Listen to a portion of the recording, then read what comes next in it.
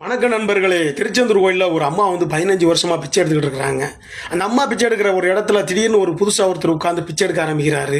அதை பார்த்து அந்த அம்மா, ஐயா இந்த இடத்துல தான் நான் பிச்சை எடுப்பேன், என்னுடைய இடம்னு அந்த அம்மா சொன்ன உடனே அவரும் கொஞ்சம் சரின்னு ஒரு தள்ளி உட்கார போகிறாரு. அவருக்கு ஒரு கையால் வரல. இதை பார்த்து அந்த அம்மா பரிதாபப்பட்டு, பரவாயில்ல இங்கே உட்காருங்கன்னு சொல்லிட்டு சாப்பிட்டீங்களான்னு கேட்குறாங்க.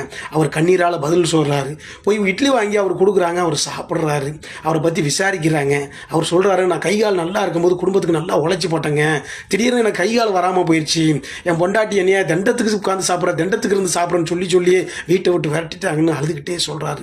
அந்த அம்மா சொல்கிறாங்க, இதாப்பா உலகம், என்னையும் என் பையன் 15 வருஷத்துக்கு முந்தி பொண்டாட்டி பிச்சை கெட்டு வீட்டை விட்டு விரட்டிட்டான். நான் அதுலேருந்து இங்கே தான் பிச்சை எடுத்துக்கிட்டு இருக்கிறேன். ஒரு நாளைக்கு என்ன மாதிரி என் பையனுக்கு ஒரு நிலைமை வரும்னு எனக்கு தெரியும். அதனால தான் அவனுக்காக பிச்சை எடுத்து ஒரு 5 லட்ச ரூபா சேர்த்து வச்சிருக்கிறேன். உயிர் போகிறதுக்குள்ளே ஊர் போய்க்கு அந்த பணத்தை அவனுக்கு கொடுக்கணும்னு ஆசைப்படுறேன்னு அந்த அம்மா சொல்லிட்டு அவரை பற்றி விசாரிக்கிறாங்க. எந்த ஊர் என்னன்ட்டு. அவர் ஊர் பேர் சொல்ல உயிரட்டு சடலமாக அந்த அம்மா சரிஞ்சு விடுறாங்க. அம்மானு சொல்லி தாங்கி அவர் அந்த அம்மாவை எழுப்ப பார்க்குறாரு. உடலில் உயிர் இல்லைங்க. அந்த அம்மா மடியில் இருக்கிற ஒரு மூட்டையை பிரித்து பார்க்குறாரு. கட்டுக்கட்டாக பணம் இருக்குது. அதில் ஒரு ஃபோட்டோ இருக்குது, குடும்ப ஃபோட்டோ. அந்த ஃபோட்டோவை பார்த்தவொன்னே அவர் அப்படியே மனம் உடஞ்சி அம்மானு சொல்லி காலில் விழுந்து அழுது புரள்றாருங்க. உங்களுக்கு புரிஞ்சிருக்கும் அது யாருன்ட்டு. ஆமாங்க, இன்னைக்கு தமிழ்நாட்டில் பல பேருடைய நிலைமை இதுதாங்க.